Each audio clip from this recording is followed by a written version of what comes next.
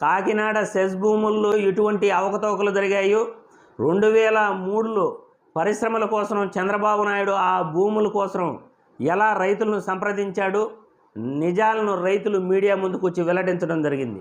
Kakinada cess భూములను అతి చౌకగా చంద్రబాబు నాయుడే మా దగ్గర నుండి కొట్టేశాడు, మా గొంతుపై కత్తిపెట్టి మరి అతి చౌకగా 5 లక్షలకు మా దగ్గర భూములు అతి బలవంతంగా లాక్కుని కేవీ రావుకు ఆయన సమర్పించేశాడు అని సెస్ భూములు కోల్పోయిన రైతులు ఆడ చెప్పడం జరిగింది. చంద్రబాబు నాయుడు మా దగ్గర అతి చౌకగా మా భూములను కొట్టేస్తే జగన్మోహన్ రెడ్డి మాకు మేలు చేశాడు.